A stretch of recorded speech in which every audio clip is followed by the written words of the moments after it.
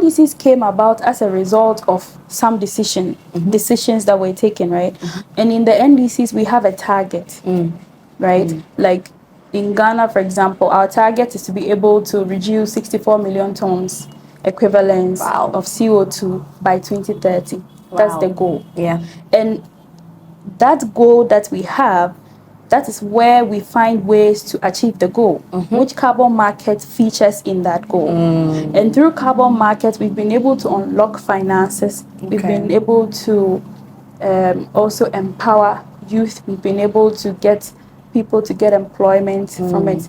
Like I mentioned earlier, there are projects that are undergoing currently, and it involves employment of locals, and then also development of the community. Amazing. And also by doing so, we also build capacity of sectors, of district assemblies, and then private sectors, and even young entrepreneurs. Wow. Yes, we build capacities. We have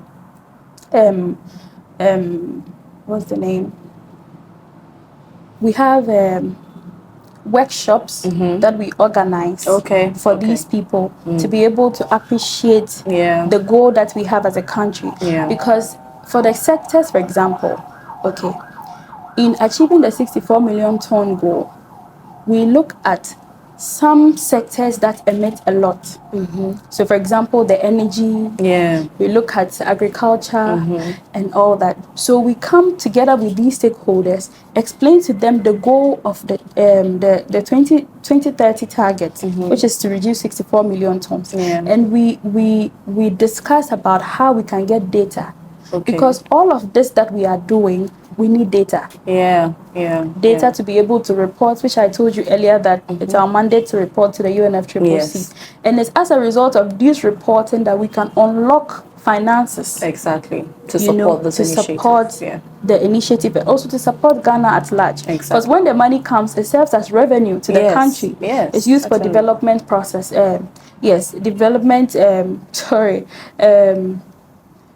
It's used for development. The word? What's the word? The monies that we get, we use it for development. Developmental projects. Developmental projects, So I think that majorly, that is what the COP, mainstreaming the COP decisions is bringing to Ghana. Wow, that's great. I mean, it sounds like moving from talking to doing. Yes. You guys are really, really doing well. Yes, I mean, we are. We are. In our own small way, we are. And we also see to it that we are very transparent in what we do. Because the integrity of Ghana is at stake. So everything that we are doing, we make sure that there's that level of integrity. Even the projects that are under our pipeline that generate the carbon credits, they have to go through these processes because we want transparency and because we want integrity. Yes, so all these things. You guys are doing very, very amazing. And I mean, I can see you are a very, very smart and intelligent lady, and you know what you are about, to be honest. So I'm very happy that you are in this field and pushing this very, very solemn initiative. I'm really looking forward to this 2030. So when we talk about this 2030 thing, we are aware that Ghana has the 2030 target to unlock huge investments for the climate change, which you talked about earlier. So how is the EPA helping young entrepreneurs tap into the green economy? You stated that you even give, opportunities for the youth to, build upon this. So how exactly are you doing it? Okay, so I would say that first and foremost, EPA is a hub of many things. We have a lot of opportunities in there. When I say that, what I mean is there are different units that come together. There's a lot of research work that has been done because if any agency outside EPA or even any international body wants some information on the environment, they come to us. To you. So we have research documents that are available that any entrepreneur can come in and then maybe talk to the the right people to get access to some of this information. We provide data that can be used for more research from entrepreneurs. But also we build capacity where we have workshops to include these young entrepreneurs to unlock engineering projects that they can take up. And that aside, we also connect them with international funds where we advise them on how to go about projects to be able to get funding to implement the project. Yes. So even a funding donor, like let's say the Green Climate Fund, yes, they provide funding for some of these young entrepreneurs who are into green businesses. Wow, that's amazing. That's amazing. And we do a lot of that, a lot of workshops around these, a lot of NGOs. Yeah, some of which I've forgotten their names, but when I remember, I'll share with you. Yes, through some of these workshops, they're able to connect them to funding sources that they can really use to implement projects and also to build themselves. That's really, really great. And I mean, I believe that so far you've had a lot of these youth, you know, attend the workshops and change their lives and also contribute a little quota to this. So let's say, talking about, you know, building or impacting their lives, if I'm a young Ghanaian with a new waste recycling idea, what is the first simplest step to get EPA's attention? I have this, you know, new idea, waste recycling idea. How do I get your attention to support me? To support. I think first and foremost, you should come to the EPA. Okay, the office. Yes, you should come to the office. We have a division that deals with that. Okay. And if there are any pending projects, but you know, you need to show some signs. You should have a pilot of something you have done, and as a result of that, you realize that okay, a lot can be done in this space. And I think that will move you a step ahead of the others. Thank you. Yes, if they see that you are doing something and it's good. I mean, if there's any form of funding that they can put you on to continue the project, I doubt they will hesitate to do that. And like I said, they can also advise you on how to get funding.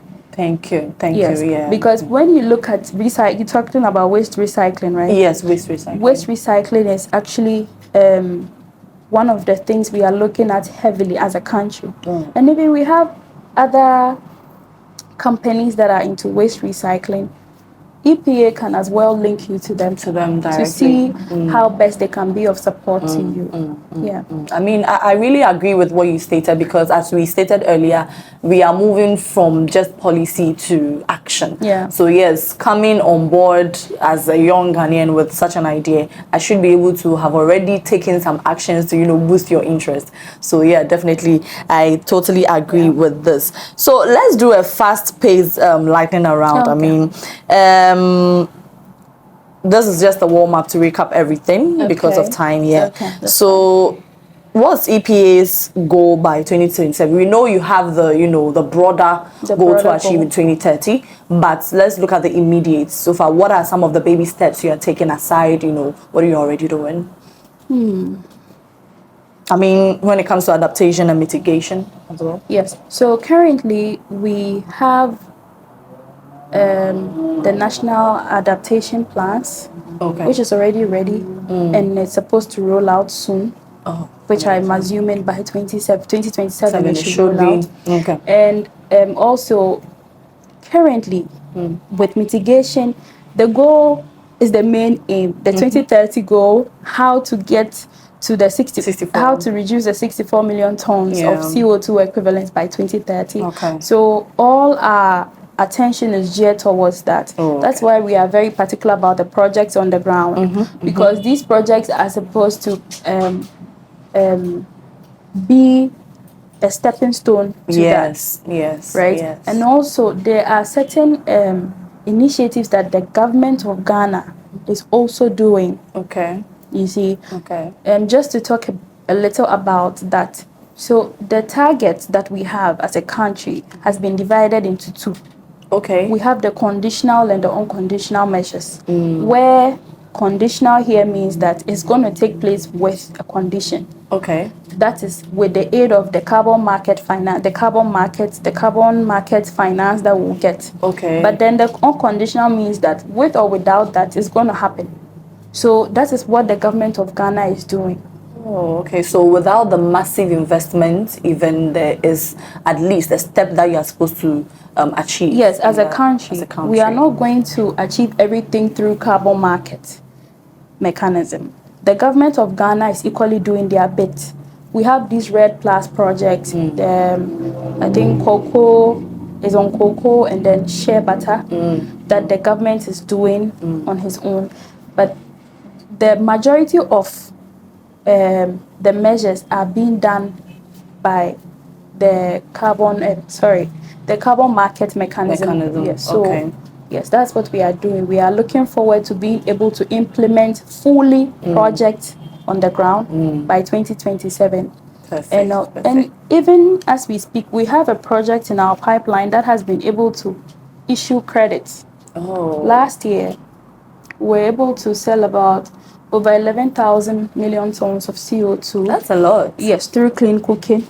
Wow, that's a lot. I mean, yes, considering the situation on ground here. So we are looking forward to more of that in 2027. Yes, to unlock more finances. That's really beautiful, and I'm looking forward to we getting more additions than this yet. Yeah, we will. Definitely. We are working hard. So, what's the biggest misconception about EPA? That you are only for fines. Like they say that you guys are only for fines. Like what's the biggest misconception? I don't think we are only for fines. People, it's hard for people to change their ways, right? If I write "don't pee here," you come there and someone has peed there. Because I mean, you better draw 50 pesos and now 50 cedis, but still. So sometimes these fines that we place on some of these things is because we want to deter them. It's not necessarily about the money. Okay. We think that if we fine you something huge, next time you won't do it. And other people watching, they will learn from it. You'll be like a scapegoat. So it's not like we are noted for fines or we are all about the money. We do that to deter people because the environment is our priority. Certainly. As we say at Green Future Ghana, there's no planet B. It's only this planet that we have. So we need to do our best to protect it. Yeah. So, Ms. Lucia, as we wrap up, what is your message to Ghanaians who feel overwhelmed by climate news? I mean, especially the best way to even combat deforestation. Just, give it to us in a nutshell so that we can wrap this up. Okay, I'll say that we should bridge the gap between what's on books and what's on the field. I mean, combating deforestation is easy to say. You say, afforestation, law enforcement, but we are not looking for alternative livelihoods for some of these people that tend to do these things. We cannot stop people from doing what they are used to until we find an alternative way of living for them. So before we think of planting more trees, before we think of enforcement, we need to take into account the people's livelihoods. Certainly. If we try and get an alternative livelihood for them, let them appreciate what is on the ground. Create more awareness. Create more awareness before we can step in with planting of trees and enforcement of that. Certainly. I think that's what and I mean, you can also see that this is our way of creating more awareness. So we are contributing our quota as Green Future Ghana. So that was Miss Lucia, guys, Assistant Programs Officer for Climate Change. I mean, as she already clarified that they are no longer Climate Change Department now, yes, but from EPA, which is Environmental Protection Authority. Thank you so much, Mrs. Leah, for sharing your expertise with us on how we can drive a Green Future Ghana. We really, really do appreciate your time. And as I stated, you are very intelligent and smart, and you certainly know what you are about. So I believe that when this is out there, ladies and gentlemen, make sure that you are able to subscribe to Green Future Ghana. Follow us on TikTok, as well as subscribe to YouTube as well. And if you want to, message us, if you want to share some ideas and what have you, Green Future Ghana. And as you heard Miss Lucia, everything she has said is very in-depth. Make sure you take your time, listen very carefully, share your thoughts and comments at the comment section, and I'm going to see you on the next episode.